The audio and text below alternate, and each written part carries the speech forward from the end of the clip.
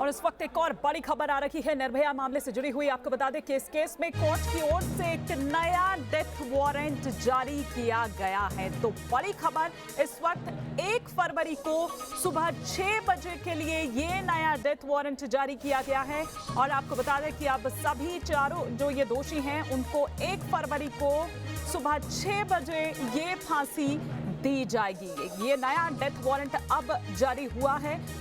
जो तमाम प्रोसेस हुआ था उसके बाद पहले 22 जनवरी सुबह 7 बजे ये फांसी दी जानी वाली थी, लेकिन फिर उसके बाद तमाम चीजें आई। दिल्ली सरकार की ओर से दलील दी गई, एक प्रोसेस पूरा चला और जब ये प्रोसेस पूरा हो जाएगा तो अब 1 फरवरी सुबह 6 बजे नया डेथ वारंट जारी किया गया है। क्या कुछ कोर्ट की ओर से कहा गया, सीधे बात करते हैं। अरविंद सिंह हमारे साथ जुड़ चुके हैं। अरविंद, विस्तार से जानना चाहेंगे क्या कुछ कहा कोर्ट ने? देखिए, अभी जो है तिहाड़ जेल अधिकारियों की तरफ से कोर्ट को बताया गया कि मुकेश की दया याचिका जो राष्ट्रपति ने खारिज की है उसके बारे में मुकेश को जानकारी दे दी गई है और इसके बारे में एक ऑफिशियल कम्युनिकेशन जो है वो कोर्ट को सौंपा गया है। उसकी एक कॉपी मुकेश की वकील वृंदा ग्रोवर को दी गई। उसके बाद कोर्ट ने अपने आदेश लिखवाया है और कोर्ट ने अपने आदेश में साफ किया है कि नया डेथ वारंट कोर्ट जारी करता है। 1 फरवरी को सुबह 6 बजे सभी दोषियों की फांसी की सजा के लिए ये वारंट जारी किया गया है और कानूनी तौर पर ये फैसला, ये आदेश सही है क्योंकि अभी एक दोषी की दया याचिका खारिज हो गई है और बाकी दोषियों की तरफ से कोई क्यूरेटिव पिटीशन या फिर दया याचिका राष्ट्रपति के सामने पेंडिंग नहीं है। लिहाजा कोर्ट के सामने कोई बाध्यता नहीं थी और यही वजह है कि कोर्ट ने यहाँ पर एक नया डेथ वारंट जारी किया है। 1 फरवरी को सुबह 6 बजे सभी दोषियों की फांसी की सजा मुकर्रर करने का ये डेथ वारंट है। हालांकि इस डेथ वारंट पर कितना अमल हो पाएगा अभी कहना मुश्किल है क्योंकि अभी भी कानूनी राहत के विकल्प दोषियों के पास बचे हुए हैं। 2 दोषियों के पास अभी भी क्यूरेटिव पिटीशन और एक दोषी के पास दया याचिका दायर करने का विकल्प बचा है, लेकिन बावजूद इसके कोर्ट ने एक नई तारीख मुकर्रर कर दी है सभी दोषियों की फांसी की सजा के लिए इस डेथ वारंट के जरिए। ठीक है अरविंद, आप हमारे साथ बने रहिए। इस बीच न्यूज रूम से हमारे वरिष्ठ सहयोगी धीरेन्द्र पुंडीर भी हमारे साथ जुड़े हुए हैं। धीरेन्द्र जी, तो अब ये माना जाए कि ये फाइनल है, अब और कोई यहाँ पर पेच नहीं होगा, जिस तरह से अरविंद भी यहाँ पर बता रहे थे। हालांकि बाकी के पास अभी बाकी है ऑप्शन अब भी।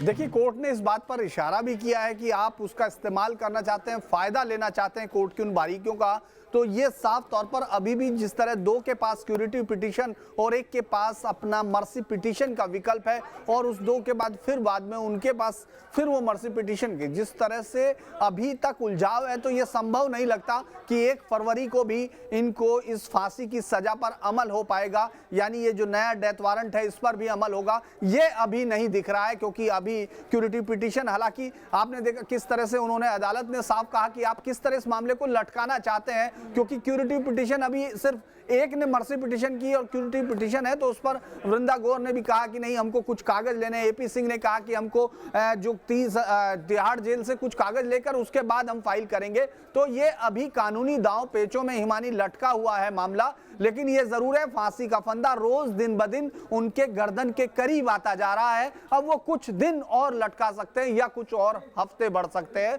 लेकिन ये तय है कि अब फांसी का फंदा उनके गले के करीब कसता हुआ जा रहा है रोज। बिल्कुल, तो हो सकता है कि फिर से कोई अड़ंगा लगाने की कोशिश की जाए, क्योंकि 1 के पास अभी भी ये जो मर्सी पिटीशन की जो एक ऑप्शन है वो अभी भी उसके पास बाकी है। और जिस तरह से हमने देखा है, अगर पिछले हम कुछ उस पर नजर डालें तो लगातार ये कोशिश की गई है निर्भया के दोषियों की ओर से, उनके वकील की ओर से अजीब अजीब सी दलील सामने आई थी, हम सबने यहाँ पर देखा था। और यही कारण है धीरेन्द्र जी कि आज सुबह भी आपने भी सुना कि निर्भया की मां किस तरह से रो पड़ी। उनके जो पिता हैं वो ये कहते हुए नजर आ रहे थे कि अगर ऐसा कुछ होता है तो उसके जिम्मेदार फिर वो सीधा केजरीवाल सरकार पर वो आरोप लगा रहे थे, सीधा केजरीवाल पर वो आरोप लगा रहे थे कि उनकी देरी की वजह से ऐसा हुआ और यही कारण है कि लटक रही है ये।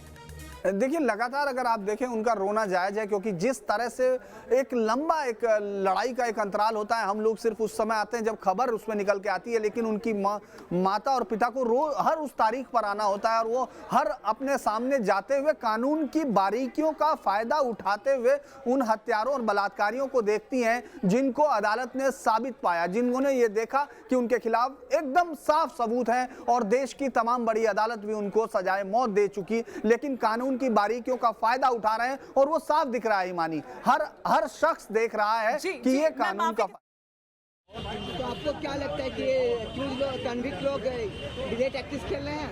ये तो हमें क्या लग रहा है, पूरा हमारा देश और समाज और इवन कोर्ट्स जान रही है कि सिर्फ और सिर्फ और सांस को खींचा जा रहा है।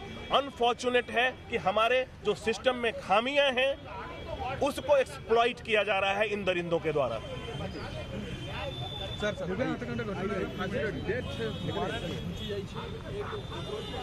अरविंद, अगर आप मुझे सुन पा रहे हैं, सिस्टम की खामियों की ओर सीधा इशारा कर रहे थे यहाँ पर निर्भया के वकील। ये ठीक है कि 1 तारीख जो है वो नया डेथ वारंट जारी कर दिया गया है, फाइनल भी इसे माना जा रहा है, लेकिन पुरानी अगर चीजों को हम देखें, एक्सपीरियंस देखें, तो उसमें यह है कि अभी भी कुछ पेच फंसाया जा सकता है। ये 1 तारीख करीब आते आते 2 दिनों में आपने देख ही लिया, सिद्ध हो गया उनके पास और कोई मुद्दे नहीं है। निर्भया के मुद्दे को लेकर चुनाव लड़े जा रहे हैं। अब इस मामले में आगे क्या करेंगे आप?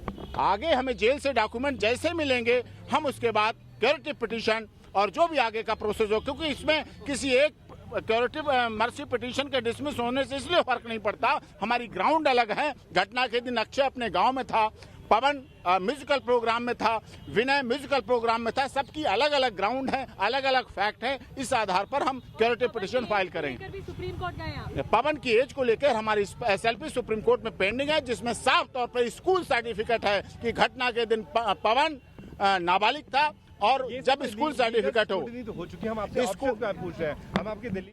तो ये AP सिंह को आप सुन रहे थे, दोषियों के वकील। फिर देखिए, फिर नई नई चीजें, फिर नई नई बातें यहाँ पर कहते हुए नजर आ रहे हैं। पवन के नाबालिग होने का उस वक्त जब ये हुआ था, तब का फिर से हवाला यहाँ पर दे रहे हैं। अरविंद भी हमारे साथ बने हुए हैं, हमारे वरिष्ठ सहयोगी दुरेंद्र पुंडीर भी हमारे साथ बने हुए हैं। ब्रेक के बाद भी जारी रहेगी इस पर चर्चा।